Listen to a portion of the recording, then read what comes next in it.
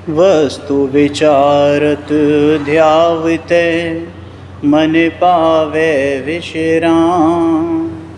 रस स्वादत सुख उपजे अनुभवया को नाम। अनुभव चिंतामणि रतन अनुभव है रस कूप।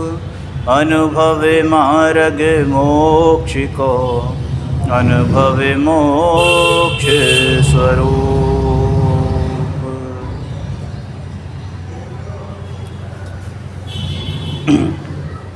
नाटक समय सार पंडित प्रवर अध्यात्म रसिक पंडित बनारसी दास जी की ये अतुलनीय रचना, कालजयी रचना हमारे मोक्ष मार्ग के गेट को खोलने के लिए सक्षम है।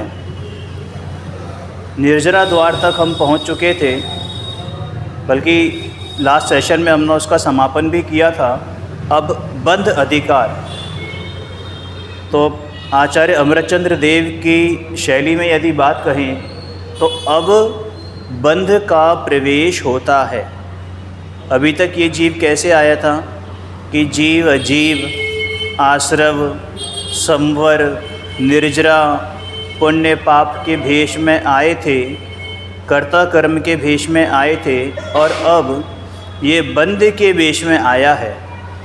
कौन? वही जीव है, ये बंध के वेश में आया है, अपने आप को बंधा हुआ मान रहा है, तो बंध के वेश में आया है।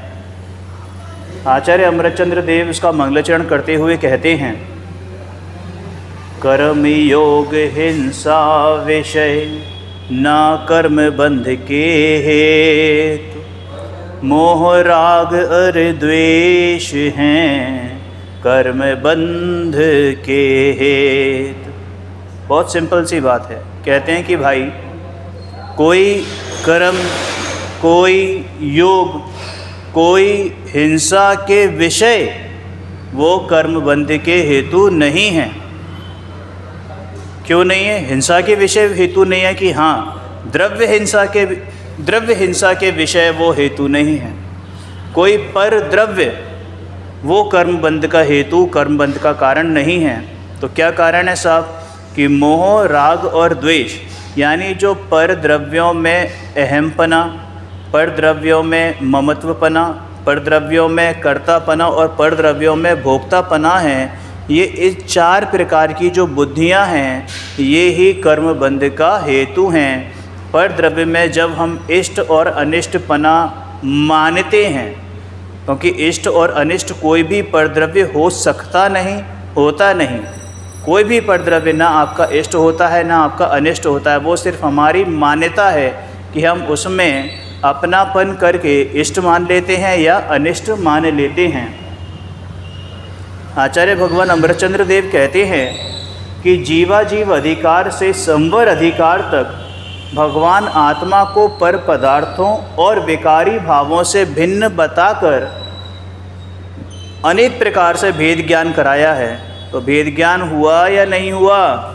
यदि नहीं हुआ तो दोबारा सुनो, नहीं हुआ तो दोबारा पढ़ो। कब तक पढ़ो? कि जब तक भेद ज्ञान ना हो जाए तब तक गूंथो, जब तक ये भेद ज्ञान ना हो जाए तब तक पढ़ो।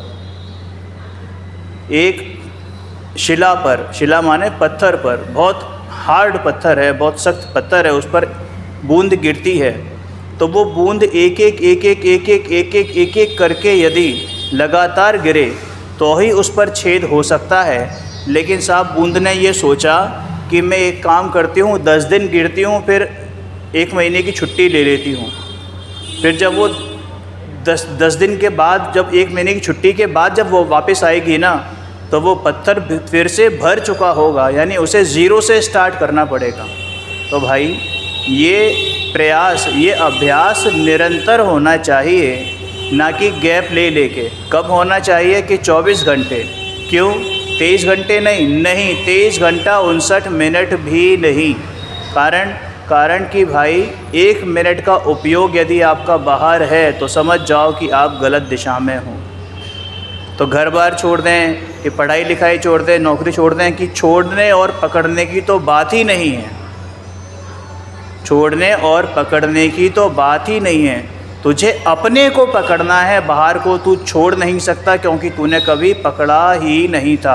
मात्र पकड़ने की अहम बुद्धि की थी, मात्र पकड़ने का मिथ्या अभिप्राय किया था, विपरीत अभिनिवेश किया था। समझ में आया? तो क्या कहा भगवान अमरचंद्र देव ने कि विकारी भावों से भिन्न बताकर अनेक प्रकार से जो भेद ज्ञान कराया है, और फिर अभी जो हमारा लास्ट अधिकार हुआ निर्जरा अधिकार में भेद विज्ञान संपन्न आत्मानुभवी सम्यक दृष्टियों को भूमिका के अनुसार भोग और संयोगों का योग होने पर भी कहा कि बंध नहीं होता अपितु निर्जरा होती है। पीछे कितनी सारी गाथाएं, कितने सारे कलश चले थे, कितने सारे दोहे चले थे, जहाँ पर बात आई थी कि भाई ज्ञानी को परिग्रह नहीं, ज्ञानी को परिग्रह नहीं, ज्ञानी को परिग्रह नहीं, ज्ञानी को भोग के काल में भी निर्जरा हो रही है। वहाँ सारी बात चली थी, बहुत स्पष्ट तरीके से, बहुत विस्तार पूर्वक हमने समझा है। यदि नहीं समझाए तो भाई दोबारा सुनो और फिर समझने का प्रयास करो। समझ में आया ना? इसी बात को संयुक्ति से वहाँ समझाया गया है। अब बंध अधिकार में क्या कहते हैं कि पहले तो बंध का मूल कारण बताएंगे, है ना, और फिर उसके बाद बंध से छुड़ाएंगे। तो वो कहाँ छुड़ाएंगे कि मोक्ष अधिकार में छुड़ाएंगे। इस बात पर गंभीरता से विचार करते हैं कि भाई पहले तो जानो कि बंध का मूल कारण है क्या।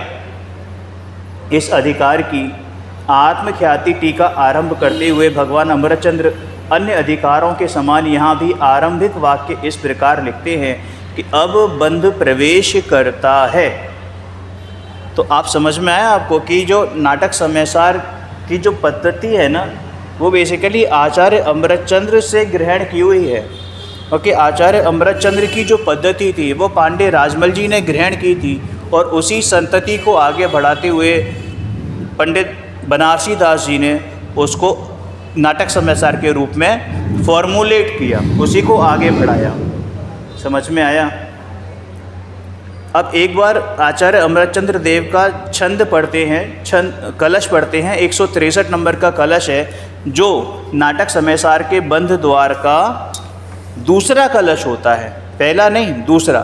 पहले में तो पंडित बनारसी दास जी मंगलाचरण करेंगे, और दूसरे कलश में, दूसरे छंद में जो आचार्य अमरचंद्र देव ने जो कलश लिखा है उसका हिंदी पद्यानुवाद छंद के रूप में करते हैं। तो आचार्य अमरचंद्र देव कहते हैं दूसरे कलश में, 163 नंबर का कलश है बंध अधिकार का। मद मत हो मद मोह में इस बंध ने नर्तन किया, रस राग के उद्गार से सब जगत को पागल किया। उदार अरे आनंद भोजी धीर निरुपाधि ज्ञान ने अति ही अनाकुल भाव से उस बंध का मर्दन किया। अति अनाकुल भाव से उस बंध का मर्दन किया।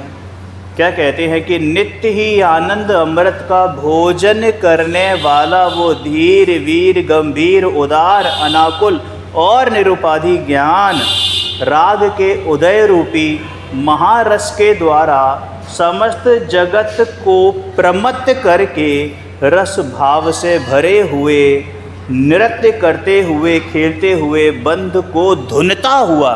क्या भाषा इस्तेमाल की है? धुनता हुआ। धुनते हैं ना, क्या धुनते हैं कि जैसे उसको धुन डाला, माने उसको नाश करता हुआ, नष्ट करता हुआ उदय को प्राप्त होता है। कौन प्राप्त होता है? कि वो ज्ञान प्राप्त होता है। समझ में आया? इस मंगलाचरण के कलश में बंध को धुनने वाले उदित ज्ञान का स्मरण किया गया है।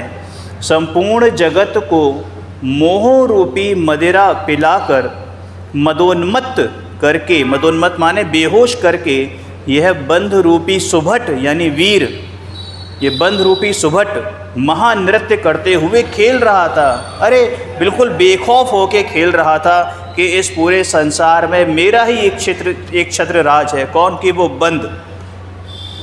ऐसे बंध रूपी सुभट को पराजित करके वो ज्ञान रूपी सुभट उदय को प्राप्त होता है। वो ज्ञान रूपी सुभट कैसा है? कि वो ज्ञान रूपी सुभट धीर है, वीर है, गंभीर है, अनाकुल है, उदार है, उदात्त चित्त वाला है और सभी प्रकार की उपाधियों से रहित है। इस प्रकार इस कलश में बंध का अभाव करने वाले सम्यक दर्शन सहित सम्यक ज्ञान को नमस्कार किया गया है। अब पंडित बनारसी दास जी इस बंध द्वार का प्रारंभ करते हुए मंगलाचरण के रूप में एक काव्य करते हैं, दोहा है।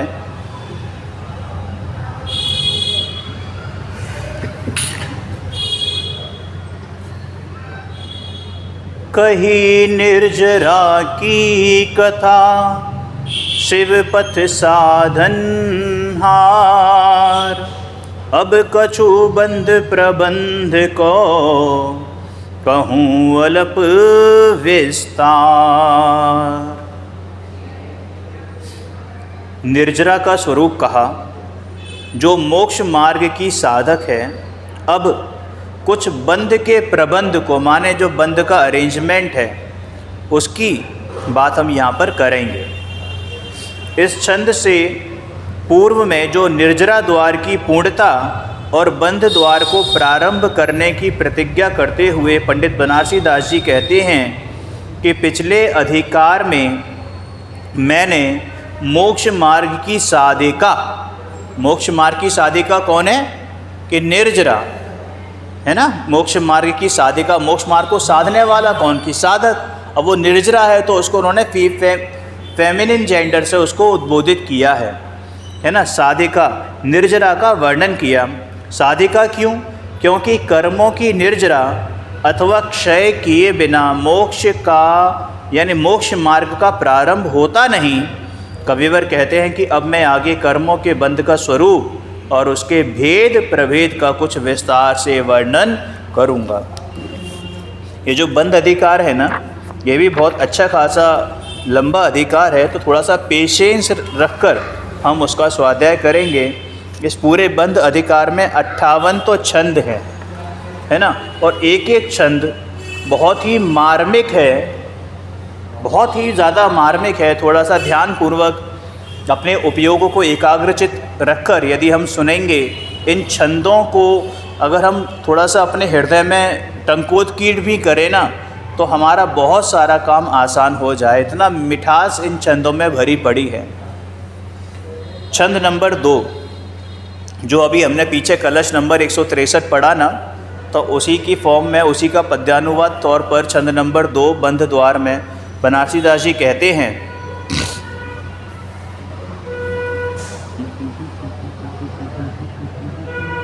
मोह महामद पाई जिन संसारी विकल कीने, याहि ते अजाने बाहु विरद बेहतु हैं। ऐसो बंध वीर विकराल महाजाल सम, ज्ञान मंद करे चंद राहु जो गहतु हैं। ताको बल भंजे वे को घट में प्रगट भयो, उद्धत उदार जाको उद्यम महतु है। सो है समेकित सूर आनंद अंकुर ताही, निरख बनारसी नमो नमो कहतु है।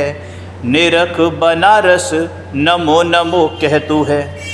मोह महामद पाई जिन संसारी विकल कीने, क्या कहा कि मोह महामद पाई, यानी कि मोह रूपी मदरा पिला के जिसने संसारी जीवों को दुखी किया है, विकल माने दुखी किया है। याहीं ते अजान बाहु विरद बेहतु है, इसलिए घुटनों तक लंबी भुजाओं वाला इस रूप में बहुत प्रसिद्ध है। मतलब बहुत विकराल रूप है इस बंध का। इस संसार में क्या है कि बंध है, अरे बंध का ही दूसरा नाम संसार है और संसार का ही दूसरा नाम बंध है। ऐसो बंध वीर विकराल महाजाल सम, इसलिए घुटनों तक लंबी भुजाओं वाला इस रूप में इसको बहुत प्रसिद्ध है। ऐसो बंध वीर विकराल महाजाल सम, ऐसो बंध वीर विकराल महाजाल सम, ऐसा बंध नाम का सुभट जो भयंकर महाजाल के समान है। और वो क्या करता है कि ज्ञान को उसी तरह क्षीण करता है जैसे राहु चंद्रमा को क्षीण कर देता है। देखो चंद्रमा के सामने राहु आ जाए तो क्या होता है कि चंद्रमा छुप जाता है, दिखता नहीं है। ऐसा लगता है कि वो राहु जो है वो चंद्रमा को खा गया है। ताको बल भंजवे को घट में प्रगट भयो, उसके बल को नष्ट करने के लिए हृदय में प्रकट हुआ है। बलवान महान जो तीव्र पुरुषार्थी है। अब कौन प्रकट हुआ है उसके बारे में बता रहे हैं कि सो है समकित सूर। वे कौन है कि वो सम्यक दर्शन रूपी शूरवीर, आनंद रूपी अंकुर, उसे देखकर बनारसी दास जी बारंबार नमस्कार करते हैं। समझ में आया? उस ज्ञान को नमस्कार कर रहे हैं भैया, ठीक है ना। तो इस छंद में कविवर ने सम्यक्त की महिमा का वर्णन करते हुए सम्यक्त रूपी शूरवीर को नमस्कार किया है। अनादि काल से संसार के समस्त अज्ञानी जीवों को जिसने मोह रूपी मदिरा पिलाकर अपने वश में करके अति दुखी किया है, पीड़ित किया है, अर्थात पर में ममत्व बुद्धि के कारण जीव अपने स्वरूप से अनजान रहता है, जिससे कर्म बंधन, फिर कर्मोदय, पुनः एकत्व ममत्व बुद्धि और फिर कर्म बंध, जिससे जीव दुखी। क्या कहा? देखो दोबारा सुनो। अनादिकाल से संसार के समस्त अज्ञानी जीवों को जिसने मोह रूपी मदिरा पिलाकर अपने वश में करके अति दुखी किया है, यानी पर में ममत्व बुद्धि के कारण ये जीव अपने स्वरूप से अनजान रहता है, जिससे क्या होता है कि कर्म बंध होता है, और फिर क्या होता है कि दोबारा कर्मोदय होता है। फिर क्या होता है कि उन कर्मोदय में प्राप्त संयोगों में फिर ये जीव एकत्व और ममत्व बुद्धि करता है। फिर क्या होता है कि फिर नए कर्म बनते हैं। फिर क्या होता है कि फिर नए कर्म उदय में आते हैं, जिनके कारण से उसको संयोग मिलते हैं। फिर से वो एकत्व बुद्धि ममत्व बुद्धि करता है। तो ये चक्र चलता रहता है, जिससे ये जीव अनादिकाल से दुखी रह रहा है। समझ में आया ना? कर्म बंधन और दुख का ये सिलसिला अनादिकाल से इसी प्रकार चला आ रहा है। ये बंध रूपी सुभट, जिसका नाम संसार में प्रसिद्ध है, जिसकी अजान बाहु अर्थात घुटनों तक लंबी विशाल भुजाएं हैं, जिनमें जीव पूरी तरह से जकड़ा हुआ है, जिसका रूप महाजाल के समान विकराल अर्थात महाभयंकर है, जैसे बेड़ियों में जकड़ा जीव चाहते हुए भी आसानी से नहीं छूट सकता, ठीक उसी प्रकार कर्म बंधन से जकड़ा हुआ ये जीव चाहते हुए भी आसानी से नहीं छूट पाता। अब देखो, चाहने की तो बात ऐसी है कि लौकिक में एक कहावत है, जहाँ चाहा वहाँ रहा। तो भाई पहली बात तो ये है कि जीव को उस बंधन का पता नहीं, और पता है भी तो वो छूटना भी नहीं चाहता। क्यों? क्योंकि उसे उसमें दुख भाषित नहीं होता। दुख भाषित हो तो वो छूटने का प्रयास भी करे।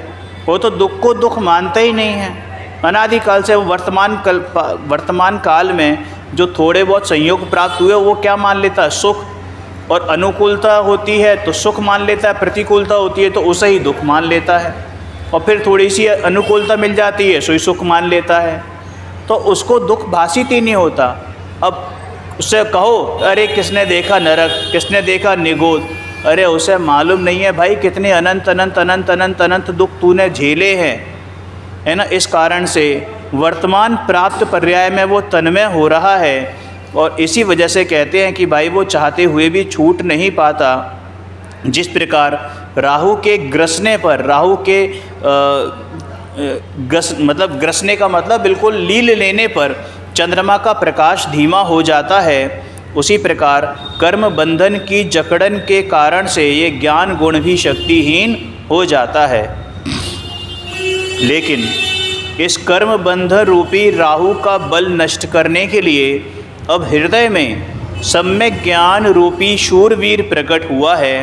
अर्थात जैसे युद्ध में महायोद्धा के आने पर बलवान शत्रु का भी विनाश होता है, ठीक उसी प्रकार हृदय में सम्यक ज्ञान रूपी शूरवीर, है ना, सम्यक ज्ञान रूपी शूरवीर योद्धा के प्रकट होने पर ये कर्म बंधन रूपी राहु जो मेरा शत्रु है, ये उसी क्षण विनाश को प्राप्त हो जाता है।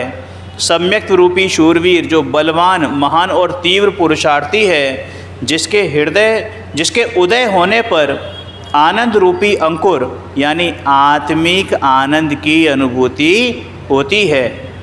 तो यहीं पर बनारसीदास जी कहते हैं कि मैं उस सम्यक्त रूपी योद्धा को बारंबार नमन करता हूँ, बारंबार नमन करता हूँ। समझ में आया?